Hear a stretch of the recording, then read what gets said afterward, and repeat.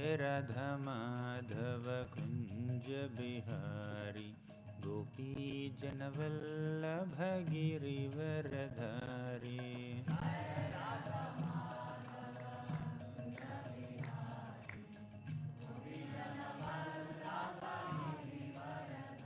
जय राधा श्याम सुंदर राधा श्याम सुंदर राधे।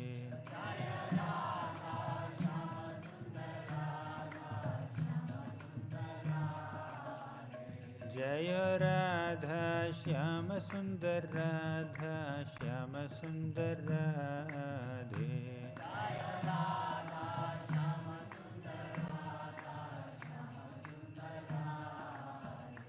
जय जय प्रभुपाद प्रभुपाद प्रभुपाद जय जय प्रभुपाद।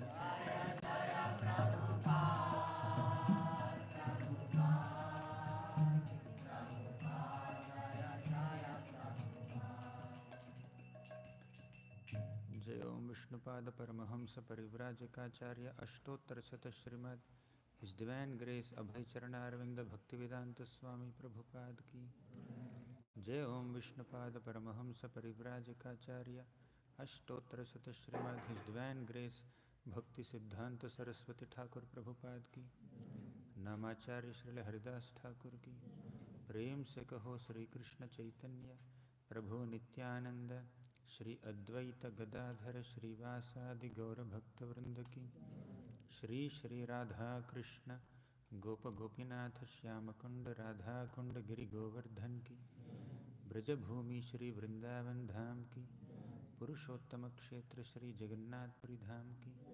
गंगामयी की यमुनामयी की भक्ति देवी की तुलसी देवी की कलियुग पावन हरिनाम संकीर्तन की। हरे कृष्ण महामंत्र की। All glories to the assembled devotees. All glories to the assembled devotees. All glories to Shri Guru and Shri Gauranga.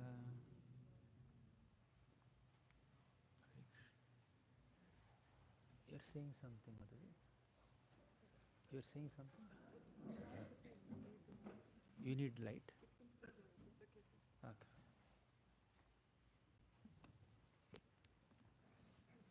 We'll start. Om Namo Bhagavate Vasudevaya.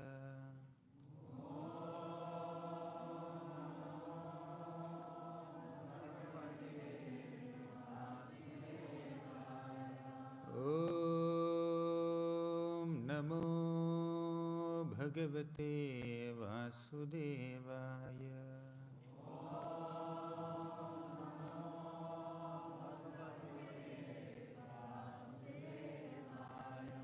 Om Namo Bhagavate Vasudevaya.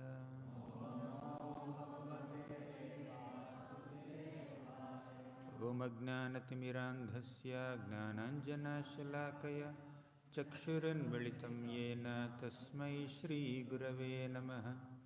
Shri Chaitanya Manobhishtam Sthapitam Yena Bhutale Swayam Rupaha Kada Mahyam Dadati Swapadantikam.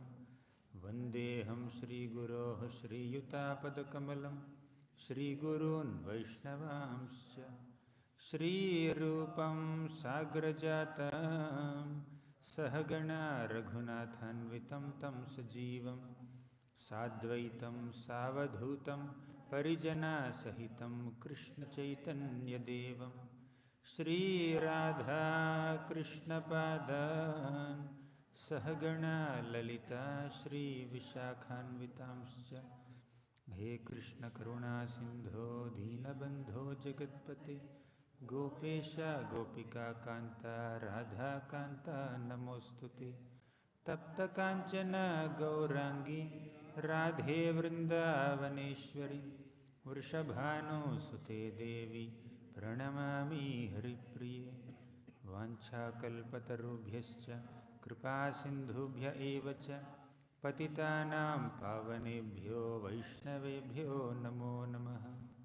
नमः ॐ विष्णुपादाय कृष्णप्रेष्ठाय भूतले श्रीमते भक्तिवेदांत स्वामिन् इति नामिने।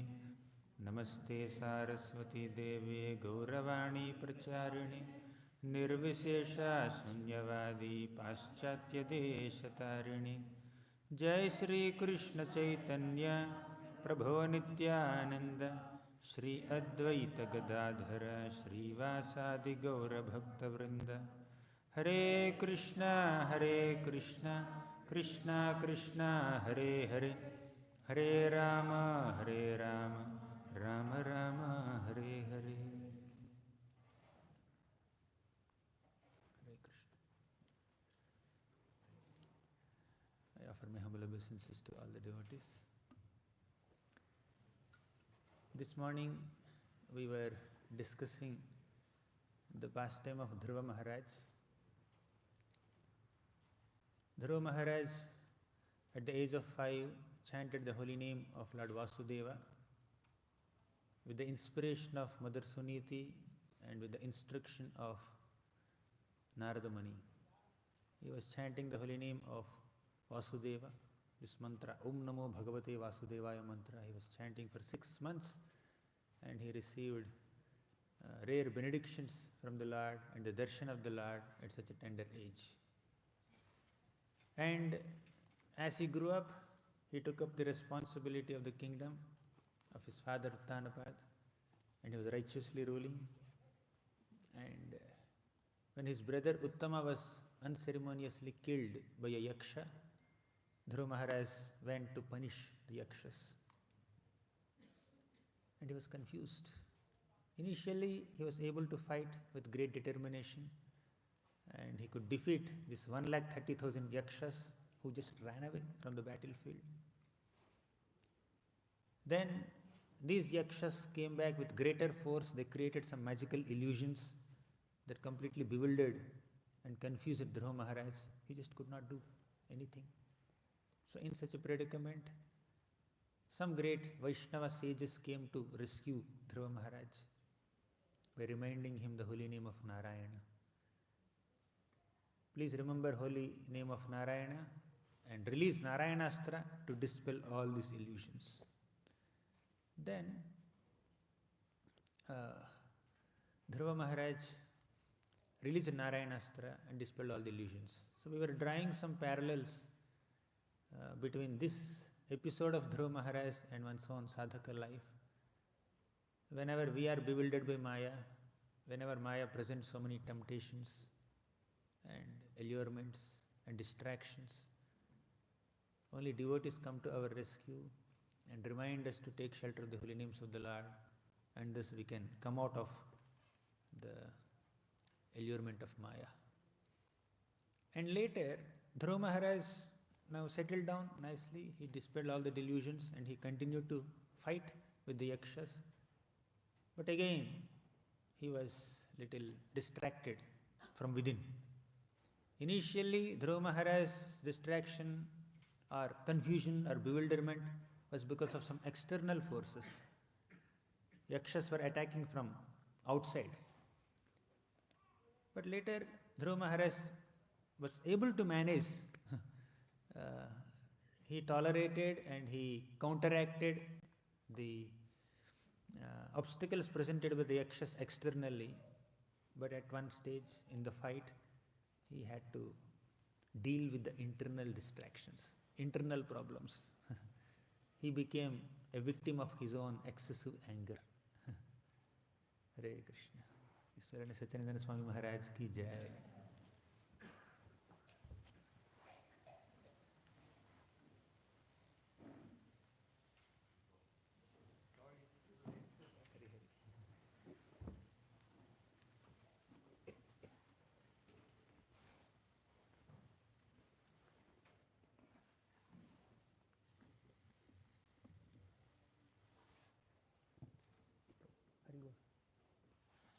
That bottle.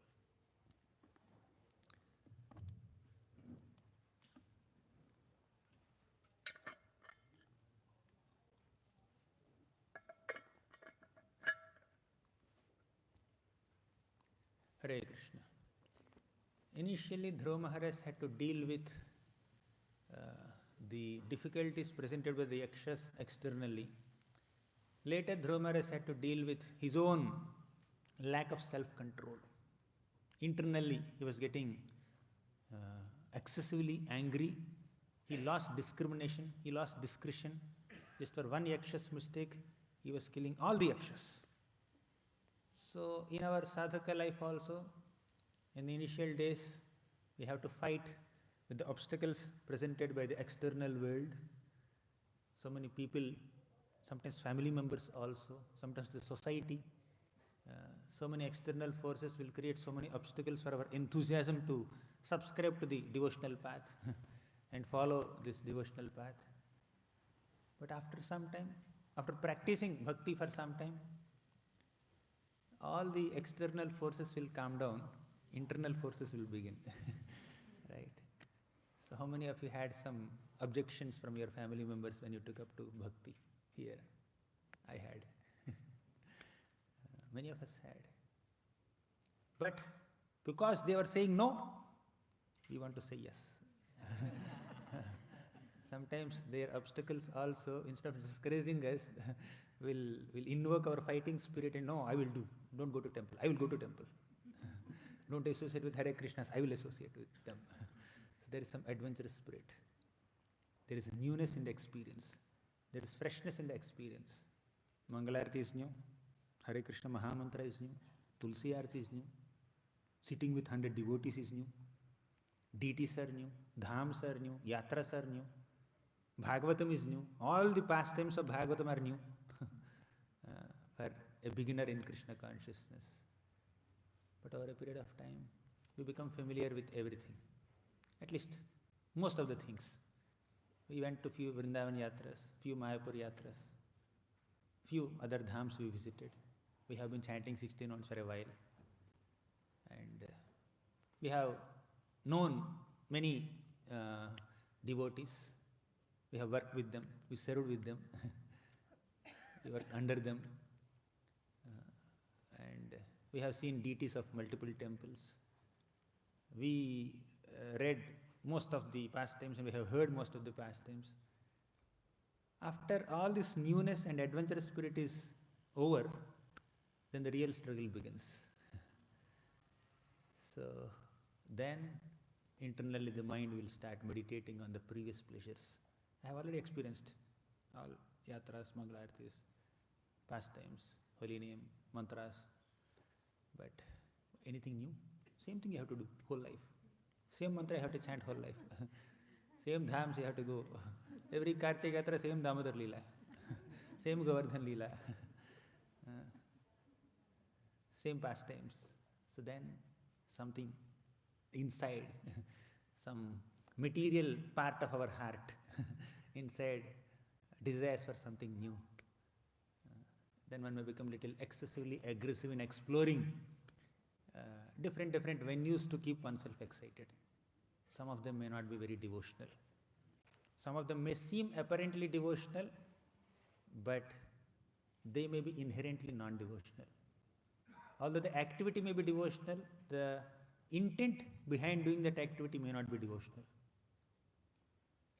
After 10 years also one may study the same episode, but this time the intent is little different. I want to squeeze out some speculative lessons and then excite people. I have to add some masala and then jokes and then enthuse people. Make them laugh so that I can get some claps. Or many other adventures. So let's not discuss examples of all that. So in short, the enthusiasm that a sadhaka may show in the initial days of Krishna consciousness could be because of the freshness of the experience or the newness of this adventure. But over a period of time, our real taste will be revealed to us. And how much are we committed to follow the same path for a long time. And sometimes one may become little susceptible to different anarthas who are still lingering within the heart or sleeping within the heart, and Maya will present a bigger test at that time. So yakshas kind of became weak. So Yakshas could not fight back with Dhruva Maharaj. He was able to defeat them easily. Similarly, gross distractions in spiritual life may not affect a seasoned sadhaka. But what affected Dhruva Maharaj during the fight is the internal distraction. He became a victim of anger unknowingly. So what could attack a seasoned sadhaka may not be some external allurement. He may not still be meditating on eating meat or wearing a colorful dress, new hairstyles, what the excitements they had earlier. That may not disturb a person. So one is happy with the Vaishnava attire and Vaishnava lifestyle externally, but internally some other excitement will creep in, some other desires will creep in. Desire for name, fame, prestige, public attention, many other things. That is also Maya, another form of Maya. There is gross lust, there is subtle lust. So as one spends more time, one has to, as Chaitanya Mahaprabhu says in the Madhya Leela of Sri Chaitanya Charitamrita, one has to be careful about the weeds. Along with the devotional creeper, some weeds also keep growing. So as a cultivator of this crop, we have to pluck out the weeds also time to time to keep the nourishment going to the Bhakti Lata only. The fourth canto of Srimad Bhagavatam gives a beautiful analogy. Prabhupada gives in one purport. In the Prithvi episode, I think. He says, two analogies. Let me present both.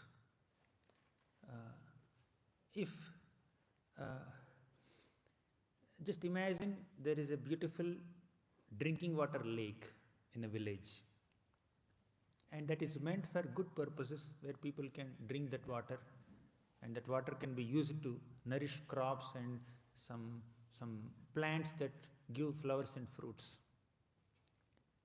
But if some poisonous plants and unnecessary grasses grow on the bank of that lake, they may suck away all this water which is meant for better purposes.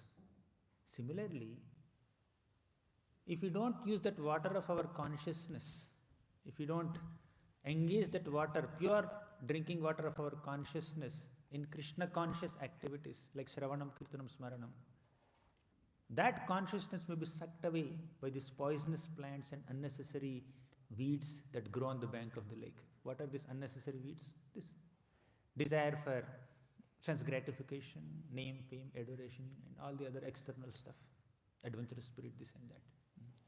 So one has to ensure that while engaging in the 9 practices of Bhakti, Shravanam, Kirtanam, Smaranam, one has to also protect oneself from being distracted by other allurements presented by Maya.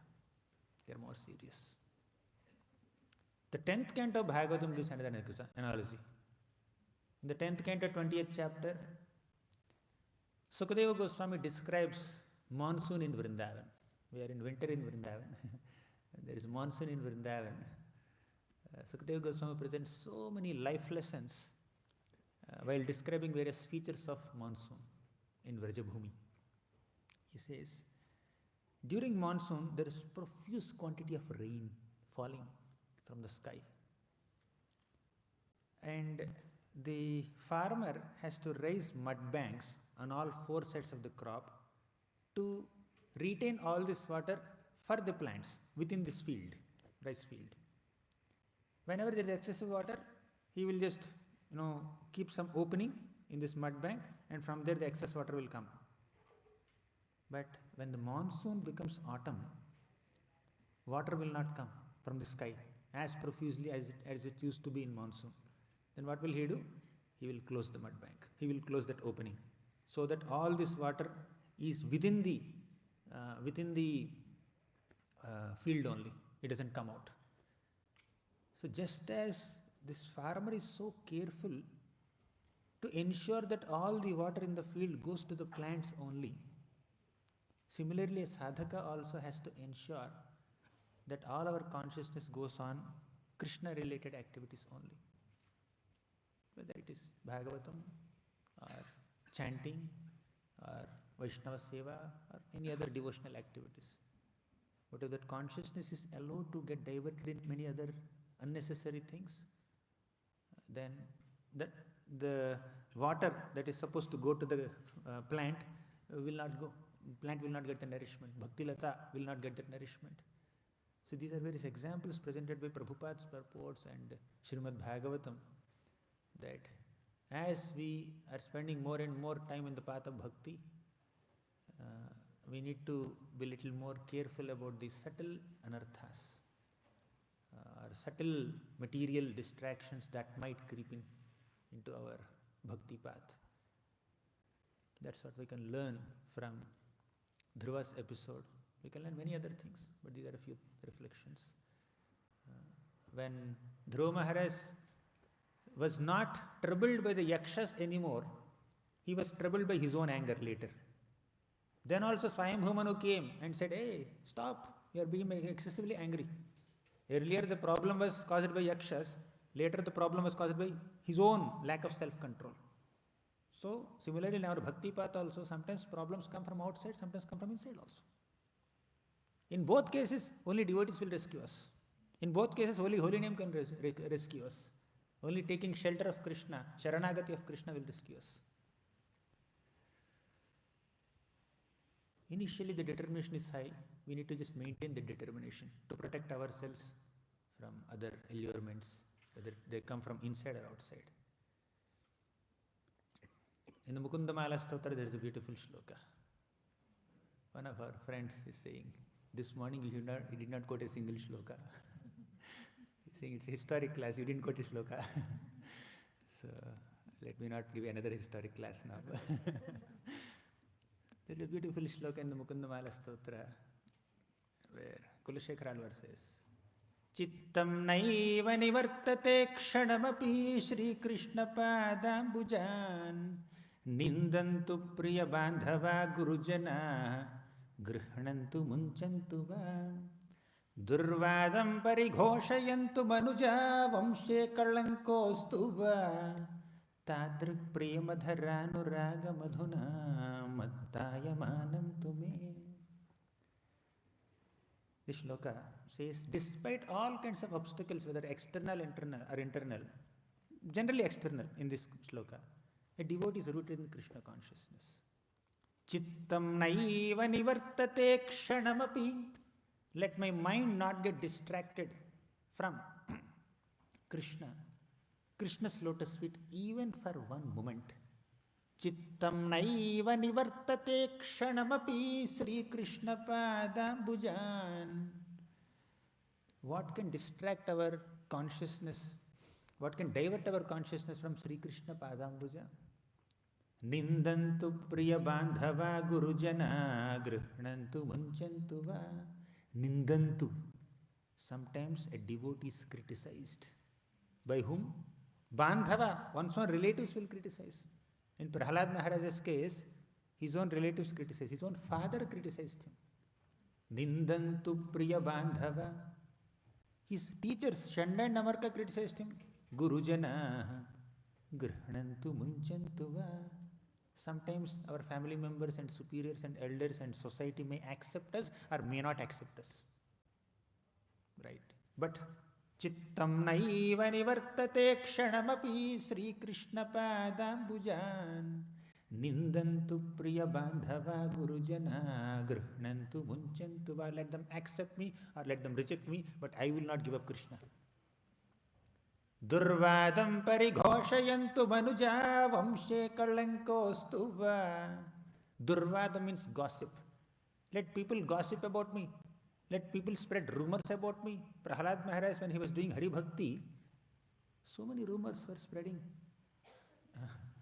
And Prahlada Maharaj, oh, that son of king of demons became a devotee of the enemy of demons, Hari. This Prahlada is giving up Hiranyakashipu and taking shelter of Hari. So such a shame, such a humiliating experience.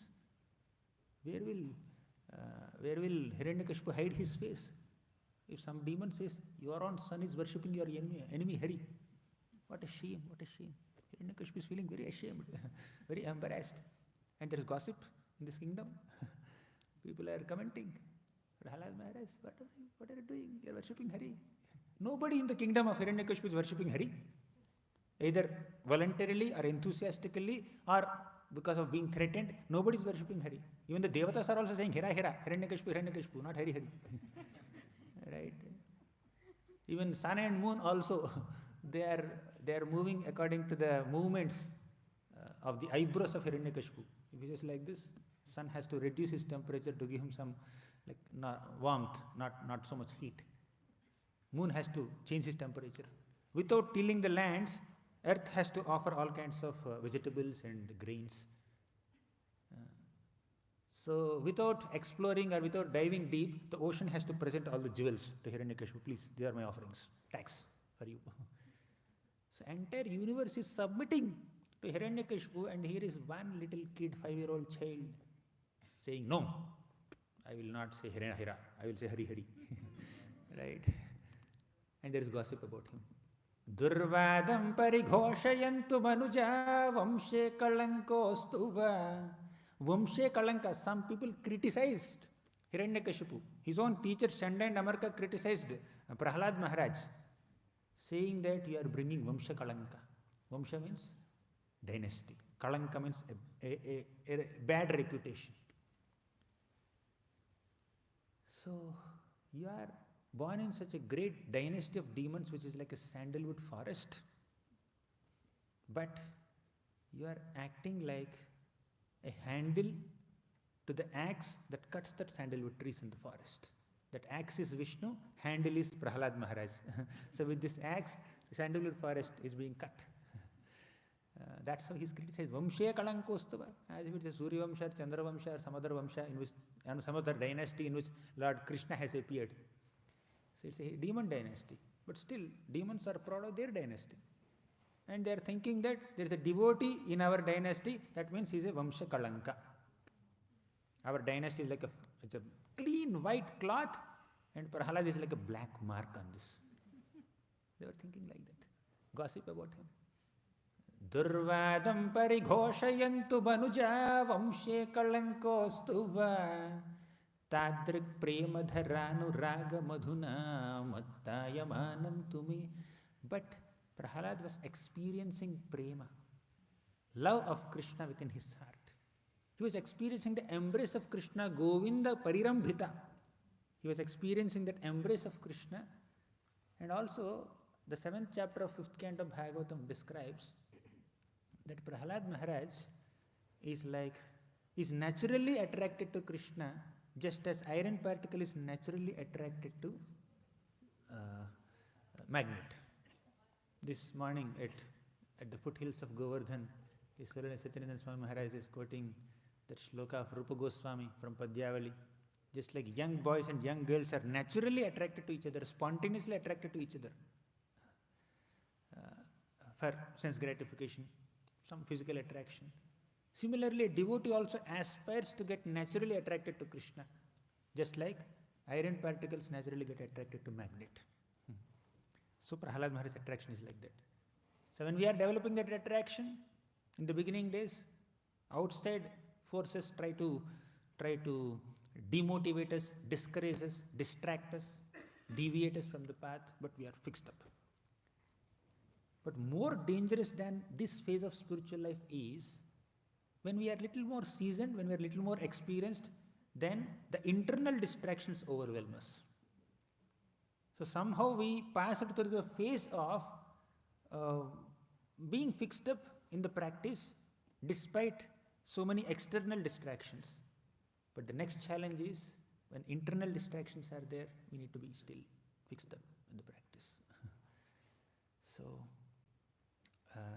what facilitates that being fixed up in this practice? Devotees, holy name. Same solution. Whether the problem is new or old, problem is for a new, beginner bhakta or a seasoned bhakta, Shravanam, Kirtanam are the only solutions. Ichhatam akato bhayam, Harer namanu Kirtanam. That's the only solution. Harer nama eva kevalam. Kalau nastyeva gatiranyatha. There is no other gati. Holy name is the only way. And that holy name when chanted in the association of devotees, inspired by the devotees, that will carry greater potency. So they will remind us, devotees will remind us, when we are chanting together, when we are dozing off, somebody will wake up, Prabhu, get up, yes, Prabhu, Hare Krishna, Hare Krishna. So chanting in the association of devotees. Yesterday we were discussing yesterday evening, Vaishnava Seva and Nama Kirtan. So be in touch with Vaishnavas, serve them, and also chant the holy names. So these are some lessons that we can learn from Dhruva's episode, and Maharaj requested to speak a little bit about the role of holy name in Dhruva Maharaj's story towards the end of his life. In this way, Dhruva Maharaj ruled the kingdom for 36,000 years. And when exactly during this 36,000 years this Yaksha killed Uttama, I don't know. I don't remember reading it anywhere or hearing it anywhere, but somewhere in the middle of his life it happened, after he became the king. After he got married, he got some children, someday it happened. So he ruled for 36,000 years and he retired, he went to Badrikashram. There were so many yogis there. He associated with them. He did some Ashtanga Yoga practice. Then suddenly one day Vaikuntha airplane came. Now Vishnu Chakravarti Thakur in his Purports to 4th Canto 12th chapter he writes that why did Dhruva Maharaj do some Ashtanga Yoga practice in his last days? He had that question. Vishnu Chakravarti Thakur says he never had any time to do Ashtanga Yoga.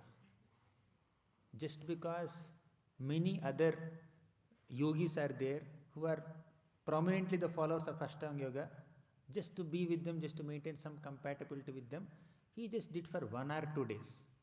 But he did not have time to do Ashtanga Yoga. He is so absorbed in Sravanam, Kirtanam, Smaranam. Chakravarti clarifies it. Although in Bhagavatam, there are descriptions where several devotees like Prithu Maharaj, Yudhishthira Maharaj, Dhruva Maharaj, many of them, it's described that they have left the bodies in a yogic way, or they did some kind of Ashtanga practice in the end of their life. No, it seems like that apparently, because it's a popular practice in those days, in those yugas. They apparently seem to practice that, but actually they did Sravanam Kirtanam, if they're pure devotees. So suddenly one day, this Vaikuntha airplane comes to take Dhruva Maharaj back to Godhead, to Vaikuntha Loka. Then Dhruva Maharaj was surprised, was shocked. Of course, he heard 36,000 years back that Vaikuntha airplane will come to take him. Actually, he will go to Vaikuntha. Other details are not given. But still, when it came, he was a bit shocked, or little anxious or tensed, or he did not know what to do exactly. He was puzzled. That's the right word. He was puzzled.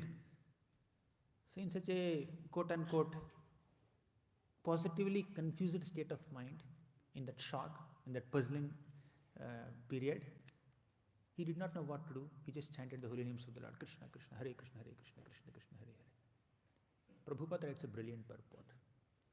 He says whether it is in happiness or distress, whether you know what to do or you don't know what to do, all you need to do is chant the holy names of the Lord. Maybe we can read that purport. Someone has Vedabase folio on your smartphone or laptop or iPad, or 4th Canto 12th chapter. It comes somewhere in 20s. I don't exactly remember the number. It's a shloka where Vaikuntha airplane descends and Dhruva Maharaj sees them and he gets puzzled. And Prabhupada writes a brilliant purport saying that devotee always chants the holy names of the Lord. He describes the significance of chanting. Gauranga, you found something?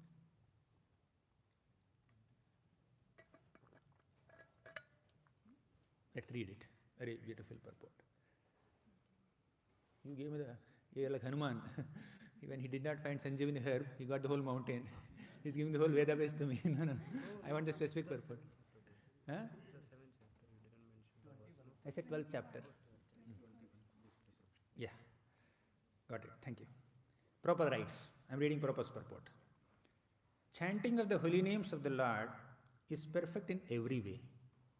When Dhruva Maharaj saw the Vishnudutas, the direct associates of Lord Vishnu, four-handed and nicely decorated, he could understand who they were, but for the time being he was puzzled. But simply by chanting the holy name of the Lord, the Hare Krishna mantra, he could satisfy the uncommon guests who had all of a sudden arrived before him. The chanting of the holy name of the Lord is perfect. Even though one does not know how to please Lord Vishnu or his associates, simply by sincerely chanting the holy name of the Lord, everything becomes perfect. A devotee, therefore, either in danger or in happiness, constantly chants the Hare Krishna mantra. When he is in danger, he is immediately relieved, and when he is in a position to see Lord Vishnu or his associates directly, by chanting this Maha Mantra, he can please the Lord. If it is danger, he is relieved. Ichchatam akuto bhayam. If he is excited, if he is happy, if he is happy and he chants, he will please the Lord. Chanting will please the Lord. As Maharaj was directing us in our guided japa sessions, it is for Krishna, it is for Krishna, japa is for Krishna. So he will please the Lord by chanting. And this is the absolute nature of the Maha Mantra. Either in danger or in happiness, it can be chanted without limitation. Thank you. So this is how Dhruva Maharaj took shelter of the holy names of the Lord just before even going to Vaikuntha. These are some reflections about Dhruva Maharaj's pastime. Now let's come to today's class. What I am supposed to discuss today. There are some reflections. You can do this after we complete our discussion. So today I am planning to discuss 3 qualities of Krishna's name. 3 qualities of Krishna's name. There are unlimited qualities of Krishna's name, and because Krishna and his name are non-different, whatever qualities Krishna has, devotee also has. As simple as that. So there are 64 qualities of Krishna. Krishna's name also can have the 64 qualities, because abhinnatva nama naminoho, the name and the possessor of the name are non-different. But we'll discuss 3 qualities of Krishna's name based on the shloka of Sikshashtakam. Second shloka of Sikshashtakam says, Namna makari bahudha nija sarva shuktihi tatrarpita niyamita smaranena kalaha. You got these sheets? Maybe you can distribute. Yeah. So what we are going to do now is, we'll recite the shloka, second shloka of Sikshashtakam, and we will learn the meaning of every single phrase of this shloka, and we'll meditate on it. For 1 hour we'll meditate on this, every single phrase of that shloka. And while going through this, we'll understand there are 3 qualities of Krishna's name revealed in this shloka. All of you know the shloka. Namna makari bahudha nija sarva shaktihi tatrarpita niyamitaha smarane na kalaha etadrishi tava kripa bhagavan mamapi durdaiva midrishamiha jani na anuragaha. This is the shloka. Now, all of you know the shloka. Even if you have not received the sheet yet, you can just follow. First, Namna Makari Bahudha. What does it mean? The Lord has so many names, unlimited names. Namna Makari Bahudha means the Lord has unlimited names. As we are discussing, probably you can write some selected points on the sheet. So I have divided this shloka into 5 parts, 5 phrases, 5 statements, and under each statement you can write few important points there, and I have given only 1 shloka under each section so that it doesn't become voluminous. In our discussion we can discuss more shlokas and more pastimes and stories and insights and lessons, but just 1 shloka I have given so that you can carry home 1 shloka at least. So first part is Namna Makari Bahudha. What does it mean? Krishna has Bahudha, unlimited names, multiple names he has. All the names of Krishna can be divided into 2 categories. You can write the 2 categories on your sheet. So by the end of our 1 hour session, this paper can be full. So the Lord has multiple names. They can be divided into 2 categories. They are Mukhya Nama and Gauna Nama. Mukhya Nama means primary names. Gauna Nama means secondary names. Right? What are these Mukhya Nama? Mukhya Nama, the primary names of the Lord. Primary names of the Lord are those that describe the Lord's Swarupa, the Lord's personality, the Lord's intrinsic characteristics, right? His own personal qualities, right? They are called Mukhya Nama. And also these names completely represent the Lord. They are called Mukhya Nama. Understood the definition of Mukhya Nama? Second is Gauna Nama. Gauna Nama means secondary names. What are the secondary names? These secondary names of the Lord do not completely represent His personality. They don't fully describe His Swarupa. They partially describe some of His selected potencies, some of His selected activities, some of His selected qualities. Some of them are circumstantial, but they don't completely represent Him. Clear? So these are the two types of Krishna's names, Mukhya Nama and Gauna Nama. Let's go back to Mukhya Nama once again. This Mukhya Nama is of two categories, two types. You're able to follow, right? Simple. So Mukhya Nama has two more subcategories. One is Madhurya Nama, second is Aishwarya Nama. Madhurya Nama means sweet names of the Lord. They're very, very sweet. They describe Krishna's sweetness. And Aishwarya Nama are those names which are more reverential.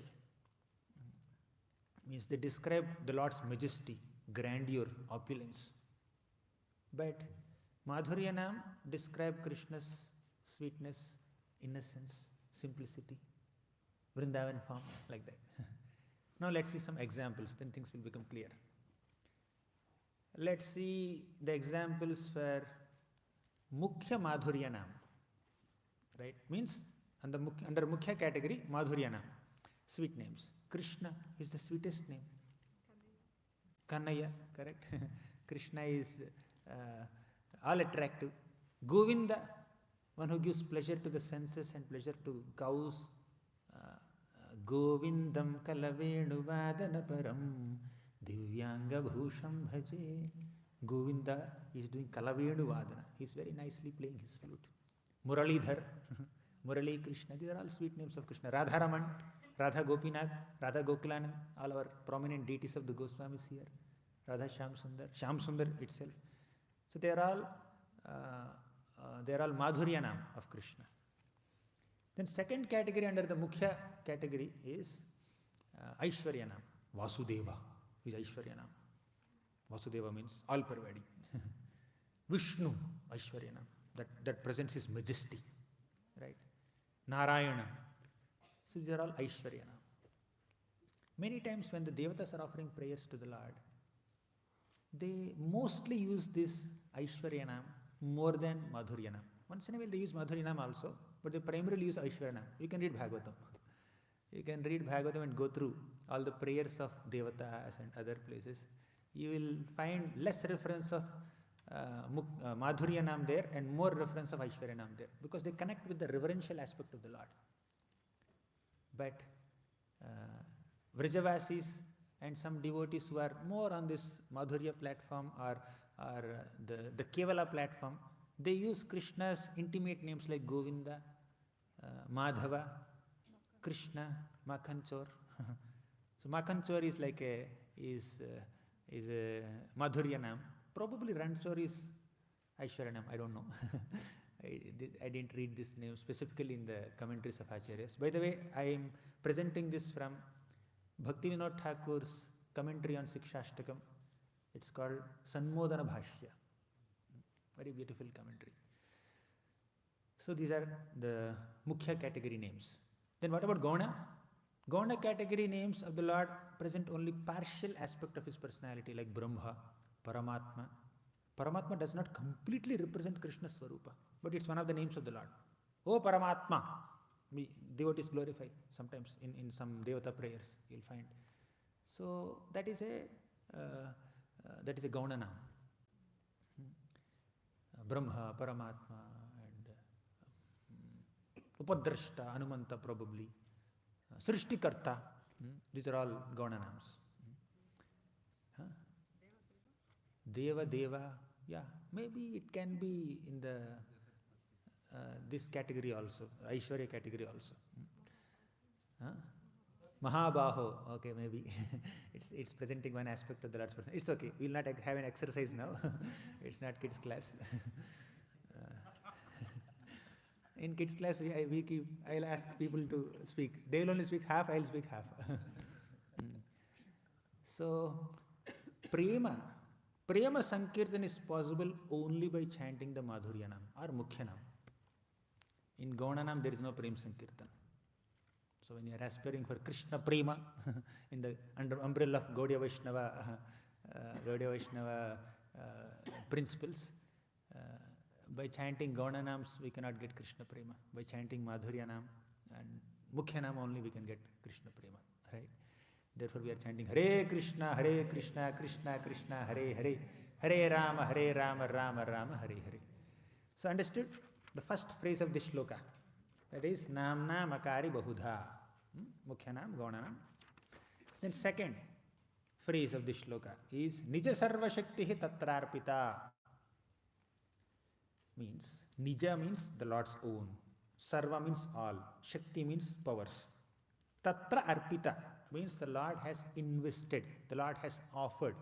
Arpita means to offer, to invest, to bestow. Tatra means these names. The Lord has given all His powers. All the powers in the Swarupa, the personality of the Lord, are invested in the names of the Lord. Which names? Mukhya names, not Gauna names, by the way. That has to be clear. So the Lord has personally invested all the aspects or features of His personality in His Mukhya names. Therefore, the holy name of Krishna is powerful. That's the first quality of Krishna's name, according to this shloka. Clear? I'll elaborate this later, but I'll go to the second quality immediately. Let's give the list of the qualities first. Second, Niyamitaha Smaranena Kalaha. Right? Niyamita means there is a rule, there is a prescription, there is a policy, there is a protocol. That is called Niyama. Niyamitaha Smaranena Kalaha. There are no protocols or policies or rules or regulations or restrictions or prescriptions or prohibitions in chanting the names of the Lord, in remembering the names of the Lord. Anytime you can remember, anytime you can chant. So the holy name is most accessible. That is the second quality of holy name. Clear? First quality is the holy name is all powerful. Second quality, the holy name is always accessible. Third quality, Etadrishi Tava Kripa Bhagavan. Oh Bhagavan, Etadrishi Tava Kripa. You have bestowed such great mercy upon us. What is that mercy? You have given us access to holy names. You have made the names as powerful as you. That is your mercy.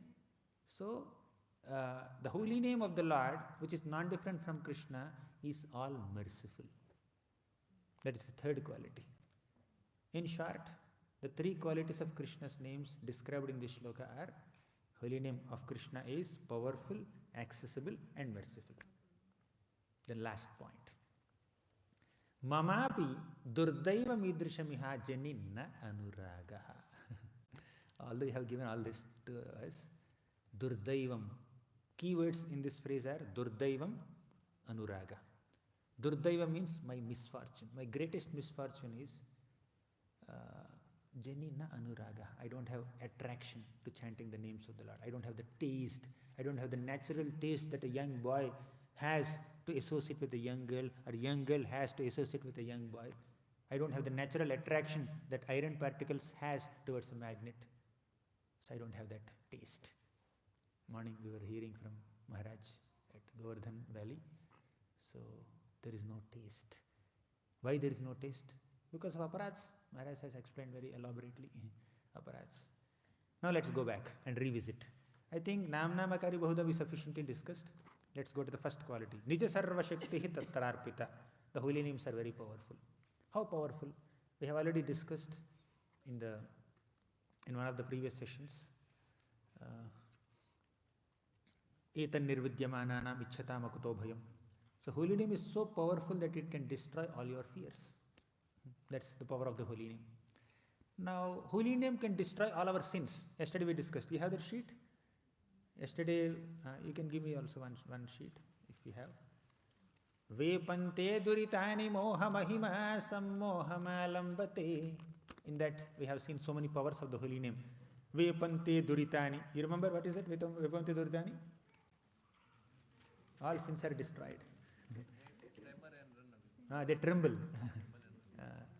Then second is moha mahima sammohamalambate. What does it mean?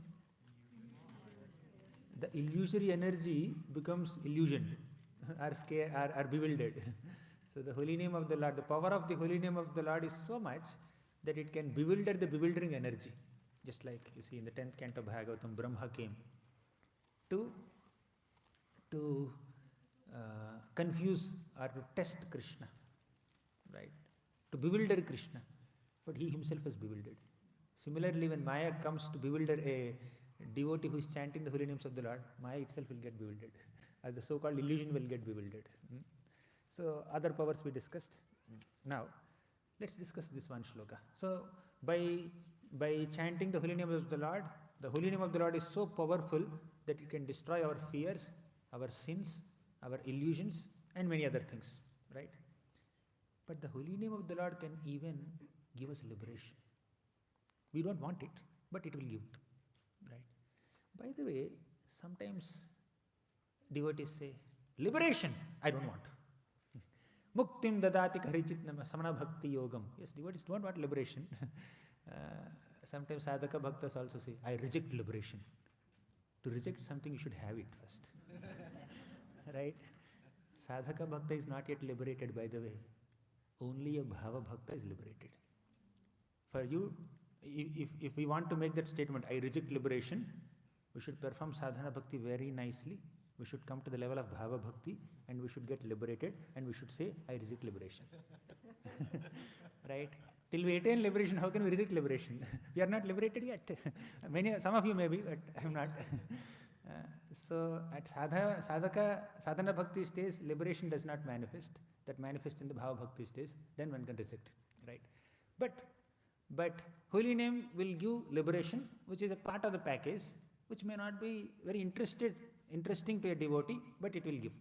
This is the shloka. Let's recite this shloka. Madhura madhura metan mangalam mangalanam. Madhura madhura metan mangalam mangalanam. Sakala nigama valli satphalam chitsvarupam. Sakala nigama valli satphalam chitsvarupam. Sakrdapi parigitam shraddhaya helayava.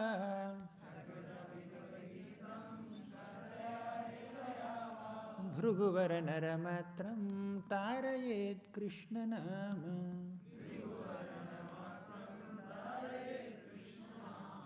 The meaning of this shloka is very simple. Madhura madhura metan. The holy name of Krishna is Madhura. How Madhura it is? It is the sweetest of all sweet things. Madhura madhura metan mangalam mangalanam. Of all auspicious things, the most auspicious path is chanting the holy names of Krishna. Sakala nigama valli satphalam chitsvarupam. Sakala nigama. You compare all the scriptures with a valli, with a creeper. And holy name of the Lord is Satphalam, ripened fruit of that creeper. Chitsvarupam. It's totally spiritual. Just like Bhagavatam is compared to the ripened fruit of the desire tree of all Vedic literatures. And holy name of Krishna is compared to a ripened fruit of this creeper of all the scriptures. So we are here in Saranagati retreat to discuss the glories of Bhagavatam and holy name. Both are fruits. But this is fruit of desire tree, this is fruit of the creeper of all scriptures. Sakala Nigama Valli Satphalam Chitswarupam Sakridapi Parigitam Shraddhaya Helayava. Sakridapi, even once, Parigitam, chant, if you chant the holy names of Krishna, Shraddhaya, either with faith, Helayava, even with neglect. Sakridapi Parigitam Shraddhaya Helayava.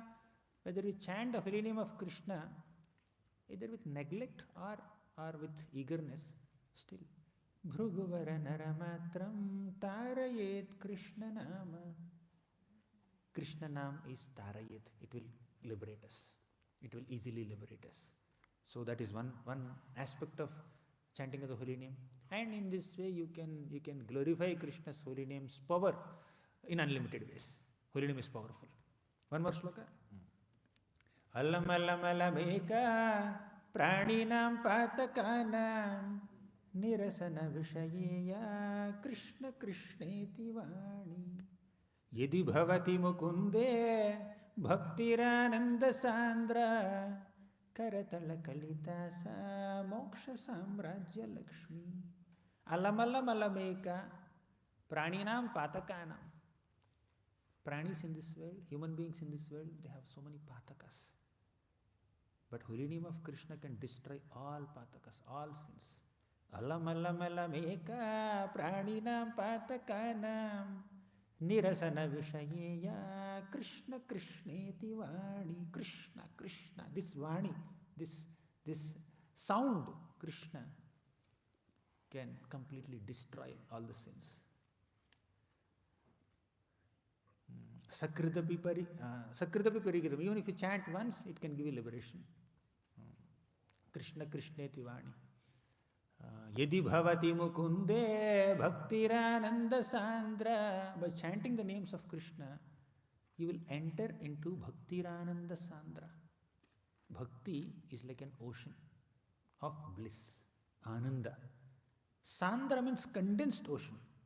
So by chanting the holy names of Krishna, one can enter into the condensed ocean of bliss, spiritual bliss. And at that stage, where you are experiencing the bliss of Ananda, Adhyatmika Ananda, spiritual happiness by chanting the names of the Lord, then Karatala Kalitasa Moksha Samrajya Lakshmi. The Moksha Samrajya Lakshmi, the greatest opulence of the kingdom of liberation, is there in your hands. Karatala. Right? It becomes very easy, effortless for one to attain liberation. Actually, the Ananda of being a servant of Krishna is so unlimited that even unlimited happiness of Brahmananda is insignificant in comparison to even a drop of Bhakti Ananda. You want proof? Go to Chaitanya Charitamrita. Krishna Dasa Abhimane Ananda Sindhu Koti Brahma Sukhana He Tara Eka Bindu. Krishna Dasa Abhimana, the Abhiman, the conception or the emotion of being a servant of Krishna can immerse us in an ocean of Ananda. In comparison to this Ananda, in comparison to a drop of this Ananda, Koti Brahma Sukhana He Tara Eka Bindu. You multiply Brahmananda with 1 koti. Koti means 10 million, 1 crore. That is insignificant. You put 1 crore times of Brahmananda on one side of this balance, and you put 1 drop of Bhakti Ananda here. It will weigh more. That's what the shloka says. That is the power of holy name. Let's go to the second quality. That is accessible. How accessible the holy name is. Okay, let's also discuss some stories connected to each of these 3 qualities. Mrgari was a sinful hunter, cruel hunter. He takes pleasure in the pain of half-dead animals. Such cruelty. To cut the long story short, Narada Muni told him, give up this sinful activity of killing animals. Break your bow first. Then Mrgari said, how can I break my bow? It's a source of my livelihood. How can I break the source of my livelihood? Source of livelihood? The source of livelihood is Krishna. Krishna created a perfect arrangement in this world. If you take shelter of Krishna, he will definitely supply food. Chant the holy names of Krishna, chant Hare Krishna Mahamantra, you will definitely get your food. Narada Muni said. Somehow, by the divine presence of Narada Muni, this cruel hunter experienced a heart transformation and he broke his bow. So holy name has to be received from a devotee. So he broke his vow. He became a saintly person. He distributed all the wealth that he has acquired to some brahmanas. He started living in a simple cottage along with his wife. He planted a tulsi plant in front of his home. He chanted Hare Krishna constantly. Seeing his saintly demeanor, all the people in the village were daily presenting so many grains and fruits and vegetables and other food items to Mrgari and his family, that although there are 2 people in his home, he was getting the food of 10-20 people every day. He is getting overwhelmed. I need livelihood, but not so much, not 10 times more than what I require. That's the power of holy name.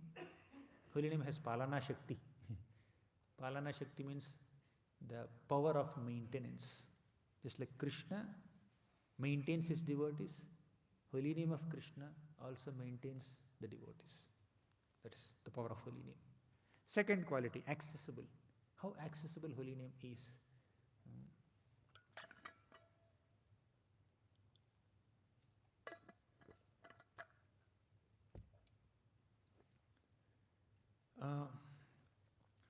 Tatrarpita niyamitaha smarane na kalaha. There are no time restrictions. There are no policies or protocols. Anytime you can chant the holy names of the Lord, you will experience the same efficacy in proportion to our absorption. Om apavitraha pavitro va sarvavasthangatopava yah smaret pundarikaksham sabahya bhyantara suchihi. Once inside and outside is completely cleansed, completely purified by smaran, by doing smaran of the Supreme Lord. Same thing is mentioned. Tatrarpita niyamitaha smarane nakalaha. There is no restriction about remembering the Lord. So, you see, I have given some 5 words here. Time, place, person, situation, purity. Maybe as a part of activity you can reflect on it, but I'll just slightly touch. Time. You get up in the middle of the night, you have some severe headache, or some dogs are barking outside, you could not sleep, or mosquitoes are biting you, you could not sleep, you got up. Can you enter the DT room and start worshipping the Shaligram or Govardhan Shila? No, you can pick up your bed bag and chant, right? So, even in the middle of the night, middle of the day, at any time one can chant. Of course, that does not mean, we can chant at any time. That does not mean we miss the glorious golden opportunity to chant the rounds in Brahma Muhurta time. So it's a recommendation that we chant early in the morning, but if someone misses that slot, that does not mean he cannot chant at other times. He can chant at any time. So 4:30 Mangalarti if you miss, no more Mangalarti till the next day. Right? 12:30 Rajbhog Arti if you miss, no more Rajbhog Arti till the next day. When the darshan is closed, no more darshan till it opens again. But holy name, darshan is never closed. Holy name, whole 24/7, it's accessible to us, right? The most accessible form of Krishna is Namavatar. Then place. Where do we chant? Where can we chant? Should we chant only in temple? Should we chant only in a clean room? See, if the surroundings are very dirty, should we not chant? We can chant at any place. That does not mean we deliberately keep our surroundings dirty. That's not the message here. But even if they happen to be dirty, you can chant. So somebody gets admitted in a hospital. 10 days in the hospital. What is the ambience there? How medicines are there and different injections and stethoscopes and different testing equipments, and nurses are moving around, and so many patients are there, they are painful, and their visitors are coming, their family members are coming. In such an ambience, should we chant? You can chant, not a problem. And person, who can chant? Only Brahmana should chant? Or only sannyasi should chant? Anybody from any background can chant. So there's no restriction on the person. Then situation. Some people ask, especially in our new classes, new satsang programs, some people ask, somebody died in our family. Should we chant in the next 11 days? We are not supposed to do any pujas. We should not go to temple. Should we not chant also? You can chant. You can chant as many rounds as you can during this 11 days, during the 11 years, for the rest of your life. And for the rest of eternity you can chant. So there is no problem with the situation. Whether you are in distress or you are in happiness, you can chant. That's what we saw in Prabhupada's purport. Prabhupada is writing, whether you are happy or distressful, you can always chant. Then purity. To do tapa, japa, homa, and some vigraharadhan. So all these traditional Vedic processes, Vedic studies, some purity, some prerequisite is expected from the person who is doing that activity. Anybody and everybody is not admitted into the process of deity worship. Okay, you can enter the temple and then worship the Garbhagriha and dress the deities. No one is admitted immediately without having certain prerequisites. But who can chant? Anybody can chant the holy name. So purity, pure background is not a mandatory item. In fact, Lord Chaitanya Mahaprabhu is just profusely distributing holy name anywhere and everywhere. So purity is not expected. That's why there is a sloka. You can recite this. Nadeshakala niyamo nashaucha shaucha nirnayah param sankirtana deva rama rameti muchyate. Na desha kala niyamo.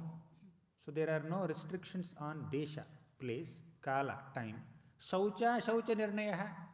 Clean place or unclean place, clean person or unclean person. For example, somebody is sick. He gets up in the morning, he cannot take a bath immediately. For whatever reason, he has fever. Doctor told, hey, don't take bath today. Should I chant? Can I chant without taking bath? You can chant, no problem. Even without taking bath, you can chant. Not that you deliberately do that. Circumstantially, if one happens to be in a situation where he cannot immediately take a bath for some physical reasons, whether it is cold or sickness or some other cause, or they're traveling, for example, they're traveling overnight, flight is there, 17 hours flight, where will they take bath? So they can always chant at any time. So then, Param Sankirtana Deva Ramaramechi Muchyate. So irrespective of under what conditions one chants, one can always attain Krishna's love, Krishna's grace. Let's discuss a story in connection to this quality. Once, a devotee in Jagannath Puri, he is constantly accustomed to chanting the holy names of Krishna. His tongue would not stop only. So one day, he had to attend nature call. So he was going to a place where he can attend his nature call, but his tongue is not stopping chanting only. So he was holding the tongue between his teeth. Some say that he was holding his tongue between his fingers so that he wouldn't chant while doing that dirty activity, right? One little kid small child saw him and said, "What are you doing?" He said, "I'm trying to restrain myself from chanting the holy names of Krishna because I came to this filthy place." And this boy asked, "What if you die now? What if death takes place while you are passing water or passing urine or passing stool? You will die without chanting Krishna's names." Death can come at any time. Therefore, wherever you are, whatever you may be doing, you can always chant, internally or externally. Either on beats or off beats, you can always chant. So somehow Mahaprabhu came to hear this interaction, what this boy spoke to this man. Then Mahaprabhu said, this boy, this Gopal, his name is Gopal, he's playing the role of a guru. He's teaching everyone to chant the holy names of the Lord. From today he's called Gopal Guru. Right? So no restrictions in chanting. Third quality. Etadrishi tava kripa bhagavan. Krishna is so merciful. So holy names are also so merciful. Let's discuss one little shloka. Atayeva nama matra vaishnavera dharma name prasphutita haya rupa guna karma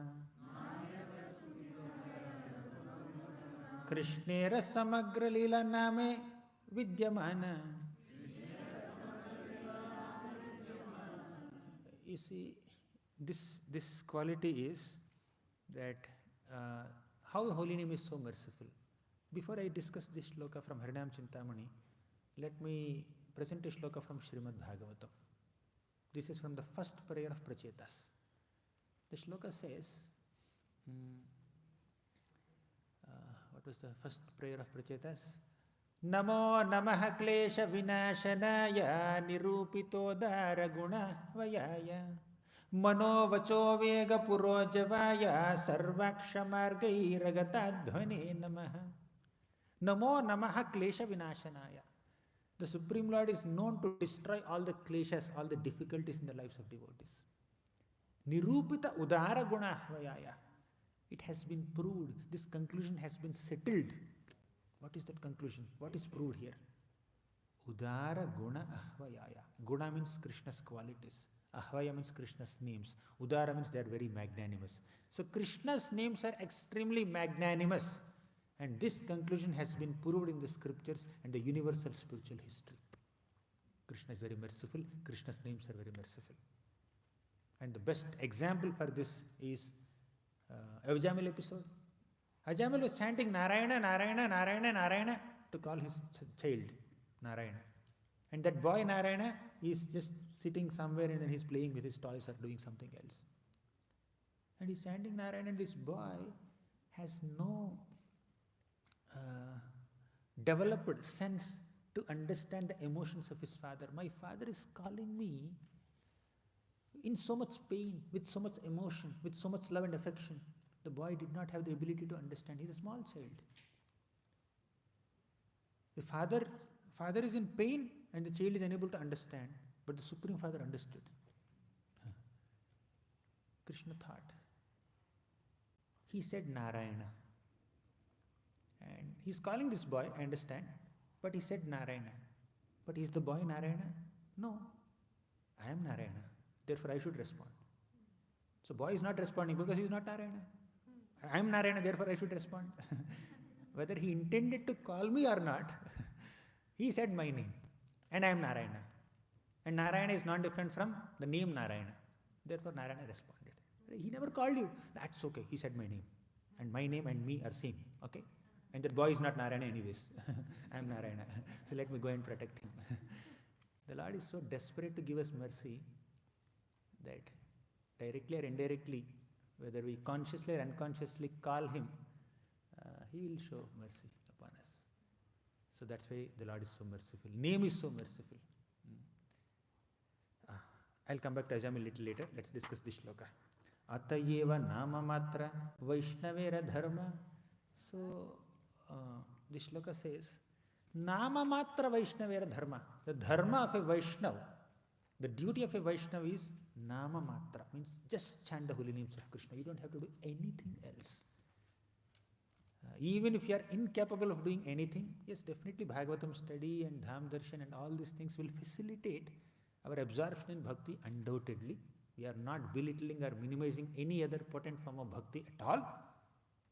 But there may be some individuals who may not have the ability to study Shastras. Right? They may not be able to read Bhagavad Gita, Bhagavatam. They may not know English or Hindi or Sanskrit or anything. They may be illiterate. Or some people may be very old. They may not be able to travel to a dham.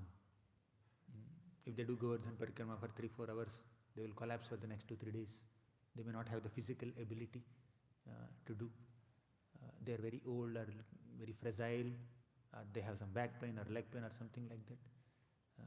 Or people may not be able to elaborately worship the deities because of old age or some other physical problem or sickness.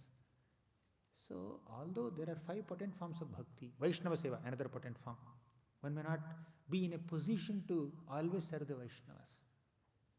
Right? So, all the 5 potent forms of bhakti are there.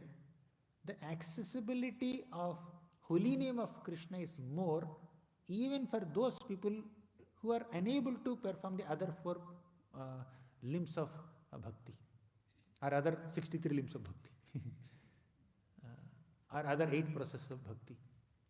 Circumstantially, because of physical constraints or other constraints, people may not be able to participate in other limbs of bhakti, but this one, even on deathbed, one can chant Krishna, Krishna, Krishna, Krishna. Even if they can't chant the full mantra, Hare Krishna Mahamantra completely, it's Krishna, Rama, some name, if they chant, they can chant. They are able to chant. At least even if they cannot utter, within the mind it can ring Krishna, Krishna, Krishna. Right? So it is most accessible. That's why Atayera Vaishnavera Atayeva Nama Matra Vaishnavera Dharma. Second line. Nama Prasputatahaya Rupa Guna Karma. Atayeva Nama Matra Vaishnavera Dharma. Name Prasphutitahaya Rupa Guna Karma. That Nama Prasphutitahaya Rupa Guna Karma. Rupa means the form of the Lord. Guna means qualities of the Lord. Karma means leelas, activities of the Lord. So that Nama will give us entrance into Rupa, Guna and Leela. That is the power of holy name. That is the mercy of holy name. So if somebody, if you go to some shopping mall and they will give some coupon of 100 rupees. Okay, you can go and take anything from our shop. 100 rupees free coupon. If you go and take some item which is costing 1,000 rupees or 10,000 rupees with this 100 rupee coupon, will they give? No. Anything you pick up within 100. 70 rupees, 80 rupees, not beyond 100, they will say. But here we are chanting only one Naam, right? Naam of Krishna. But that Naam, Krishna, Krishna, Krishna, that Naam will give us entrance into Rupa of Krishna, Guna of Krishna, Leela of Krishna. Leela is so elaborate, Naam is so compact. Gunas are unlimited, Naam is very, very compact. Krishna, only 2 syllables. That's all. Rupa, like when you have to chant, say Krishna, done. When you have to decorate the deities, dress the deities, my God, you have to put dhoti, you have to put kurta, you have to put uttariya, you have to put so many necklaces and jewelry all over the body, earrings and turban. Tying turban will take 1 year for some people or 1 hour for some people. Right? It's very elaborate. Many times darshans become delayed. You can ask seasoned deity worshippers why there is delay today. Kalakar, Pujari is a Kalakar. So he is taking more time to tie turban, peacock feather. So it takes a lot of time. So Rupa is elaborate. Barhapidam Natavarapu, you can just go through Bhagavatam shlokas where Krishna's Rupa is described very elaborately. But this one Nama Krishna can give us entrance into Rupa, Guna, Leela. My God, it's so magnanimous. With 100 rupee coupon, of course we are not comparing Krishna Naam with 100 rupee coupon, by the way, but I am just saying that it is so simple. Chanting the name of the Lord is so simple, simpler than dressing a deity, simpler than studying a scripture, simpler than going through the 60. This morning in Japatak we were hearing from His Holiness Sacinandana Swami Maharaj. Hearing will lead to more hearing. Chanting will lead to more chanting. If you want to perfectly do worship, continue to worship. If you want to nicely hear, continue to hear. You want to understand Bhagavatam, continue to read Bhagavatam. If you want to nicely chant, chant. Continue to chant. So how to overcome offenses